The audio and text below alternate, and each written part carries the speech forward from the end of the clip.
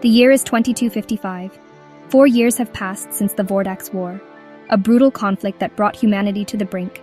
Cities lay in ruins, millions perished.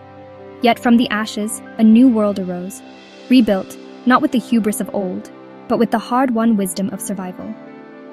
Humanity had faced its mortality and emerged stronger, united. The scars of war ran deep, a constant reminder of the fragility of peace. But amidst the ruins, hope bloomed. New technologies, born of necessity and fueled by desperation, flourished.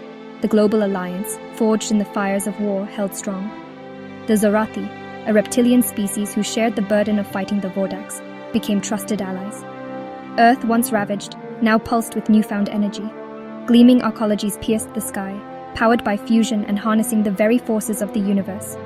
The global network, rebuilt from the ground up, hummed with data, knowledge shared freely. The old divisions of nation and creed seemed trivial now. Humanity stood as one, its gaze fixed on the stars, a silent vow to never again be caught unprepared.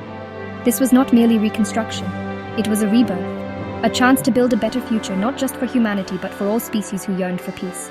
Yet even in this time of hope, a shadow lurked on the edges of known space. The Orion Fringe, a sector on the very edge of explored space, had long been a hub of exploration and discovery. Deep space stations, manned by brave pioneers, pushed the boundaries of human understanding. Then, silence. All communication from the Fringe went dark. Days turned into weeks, the silence stretching, suffocating. Fear gave birth to whispers, whispers of the Vordax. The very name sent shivers down the spines of those who remembered the war. The Vordax, a biomechanical horror, a sentient plague that consumed entire civilizations, leaving only silence in its wake. Defeated, yes, but were they truly gone?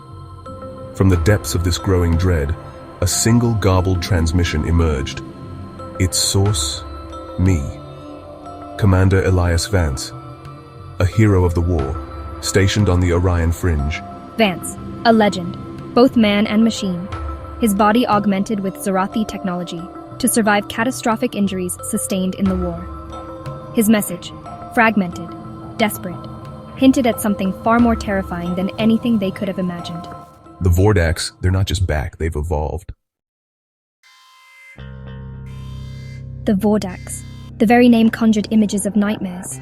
Their ships living metal, bristling with weapons that defied the laws of physics. Their warriors, twisted mockeries of life, driven by a single insatiable hunger, to conquer, to consume, to assimilate. The initial reports were dismissed as hysteria, the ramblings of traumatized soldiers. But as more and more outposts went dark, the horrifying truth became undeniable. The Vordax had returned, and they were not the enemy humanity remembered. Gone were the lumbering behemoths of the previous war. In their place, a new breed of Vordax emerged, sleek, deadly, their ships pulsed with stolen energy. Human and Zorathi technology, assimilated, twisted into something monstrous. But the true horror lay in their ability to consume not just technology, but consciousness itself. The minds of the fallen, their knowledge, their very being, absorbed into the Vordax collective. This was not just a war for territory, for resources. This was a war for the very essence of what it meant to be human, to be Zorathi, to be alive. And humanity, still licking its wounds from the last war, found itself standing on the precipice of annihilation.